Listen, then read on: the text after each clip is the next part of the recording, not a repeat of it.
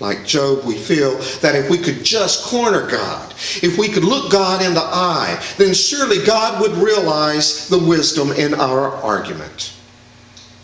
But God is frighteningly absent.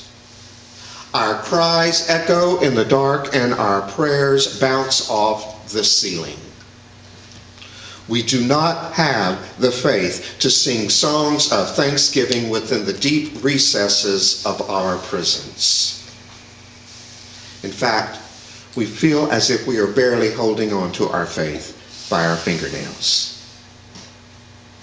Job eloquently says, "If I go forward, God is not there, or backward, I cannot perceive God.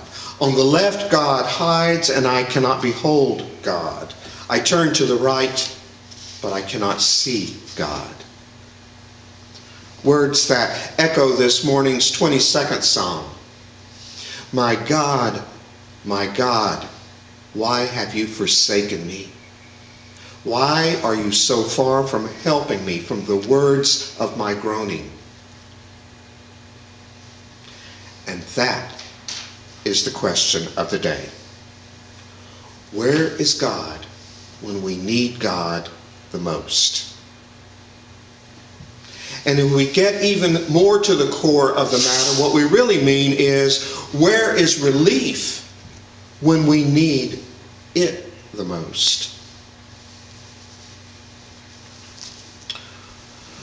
Well, I think I know the answer, although I don't think you're going to like it very much. I know I certainly don't. It's found in the story of a man named Bill, who had a very difficult time staying sober.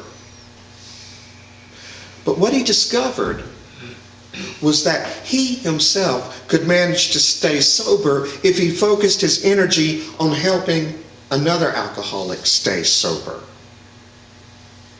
His relief, his salvation was found in getting out of himself, stepping out of his own problems, and helping someone else with theirs. The man went on to found Alcoholics Anonymous.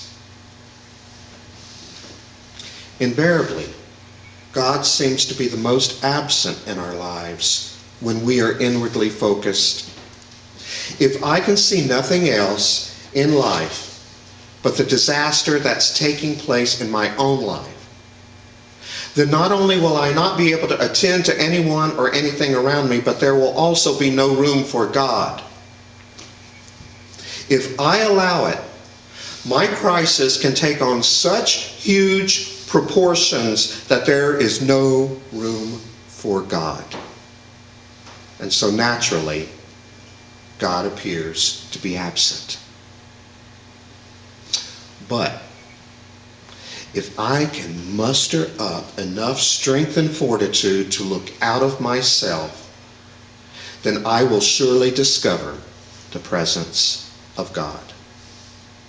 It's when I look to other people that I find God. Later on in the book of Job, beginning with the 38th chapter, God steps forward. And rather than addressing Job's woes and worries, God directs Job's attention elsewhere. To the stars of heaven, the clouds and the morning. To the wind and rain. To the ravens who cry to God for food. To the young lion cubs who crouch in their den, and to the hawk which lives on the rocky crag. If we want to find God, we need to open our eyes and look around.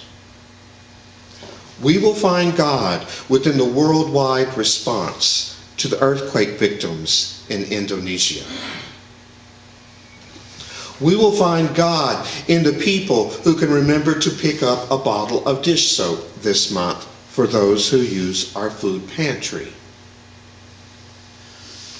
We will find God in the person who is willing to walk 5 kilometers, that's 3.1 miles, next Sunday in solidarity with the people around the world who walk that distance every day just to get water from the closest water well. In short, We discover God when we are able to step out of ourselves. And we discover relief and salvation when we do the same. Jesus said that if you're willing to give a cup of water to the thirsty, you will discover him in the process.